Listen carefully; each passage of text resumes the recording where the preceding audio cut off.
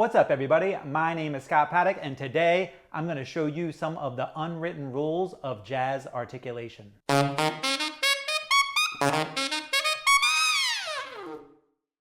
If this is your first time here or you are a return viewer, I'd really appreciate it if you subscribe to my channel, give me a thumbs up, and hit the bell so that you get notifications whenever I post a new video. There is some magic dust that you can sprinkle on a phrase to make it sound a whole lot better. And that magic dust is called articulations. And in the world of jazz, there are some unwritten rules that you can follow that will make every line that you play sound a whole lot better. To demonstrate these rules, I'm going to use a 4-bar phrase from one of the etudes in my jazz style section in my sax school. There's an entire section dedicated to talking about the unwritten rules of jazz articulation and really diving super deep into making your jazz lines sound a lot better. So this is what that line sounds like.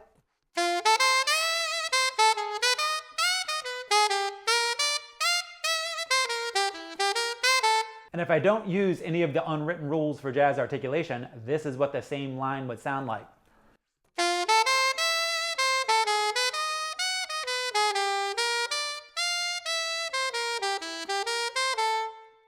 Still swinging the eighth notes, but it's lost all of its forward motion. It's lost all of its style. You can really transform the way something sounds just by bringing out the right stuff.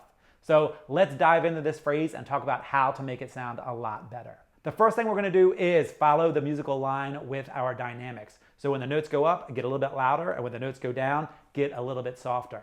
Now these don't need to be drastic dynamics, just lean in and lean out of the phrase following the direction of the notes.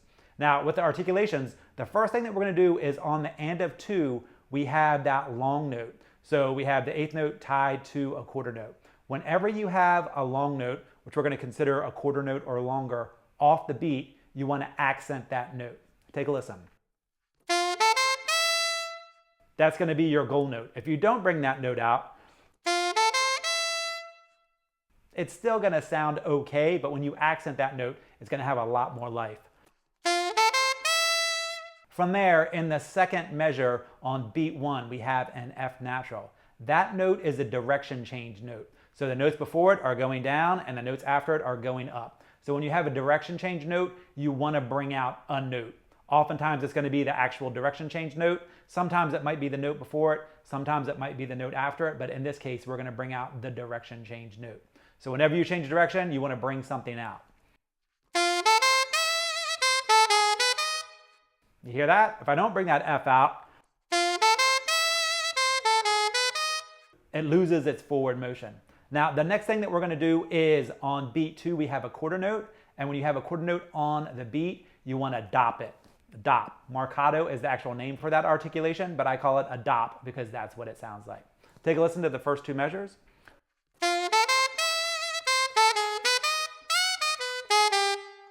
As you could hear on beat 1 of measure 3, there is another quarter note on the beat, so I am dopping it.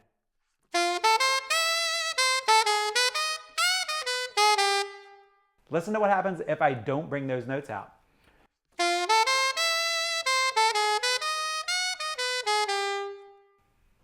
It's a completely different sounding line. From there, we have 2 eighth notes. When you have 2 eighth notes that end a line, you want to play long, short. So it should sound bebop. That's where the genre got its name from, is the phrases ending long, short, bebop. So we want to make sure that we play bebop at the end of all of these phrases.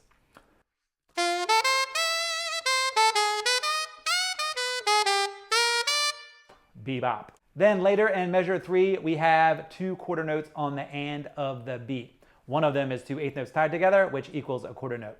Now, normally we are going to accent a quarter note that is on the end of the beat, but because there are 2 of them in a row, it doesn't sound good.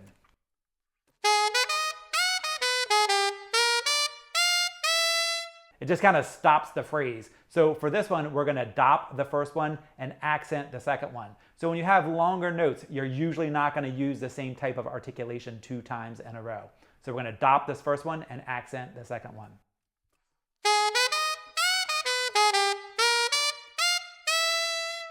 In measure 4, we have a bunch of eighth notes and they go down, and then there's a direction change and they go back up. So you would think that we would bring out the direction change note. However, sometimes these rules don't always work because it all depends on what's going on around it. So this is what it would sound like if I brought out that C sharp.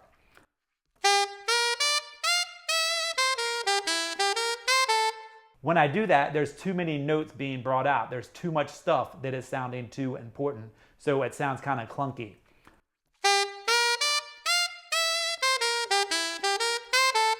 So we have to decide what is the most important thing to bring out. That direction change is already going to have a little something on it just because of the dynamics that we're going to use, getting softer and then getting louder. And then on the end of 4, we have that A that is going to the quarter note on beat 1. And what we're going to do with that A is bring it out as a setup note for the F sharp. So we're going to lean into that A and then dop the F sharp. Take a listen to what I'm talking about.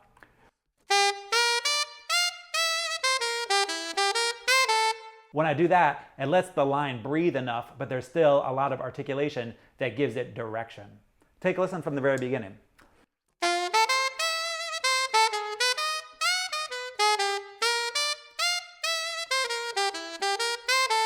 So just by accenting long notes that are on the end of the beat, dopping quarter notes that are on the beat, and figuring out which eighth notes to bring out, whether they're change of direction notes or setup notes, can completely transform the way your jazz phrases sound. Now, none of these rules are 100% correct all of the time because in jazz and music in general, everything depends on what's going on around it. But this is a really great starting point to figuring out how to make your jazz lines really come to life. Take a listen one more time without the articulations.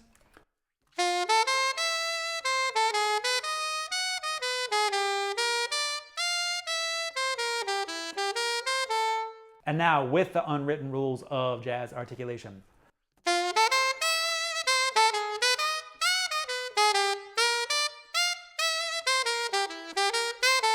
If you'd like to dive deeper into this topic, there is an entire section in the Scott Paddock Sax School dedicated to developing your jazz style. So if you really want to get good with figuring out these rules and making everything that you play on your saxophone sound a whole lot better through the use of articulation, check out the Scott Paddock Sax School.